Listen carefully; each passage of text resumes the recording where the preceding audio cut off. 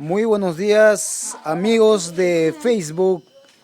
En esta mañana nos encontramos en la comunidad nativa Anaro, visitando al turismo, al arte de la cultura de Anaro. Mira cómo pueden apreciar. Acá está sonando Tsequiron, Tsequiron, esto es importante.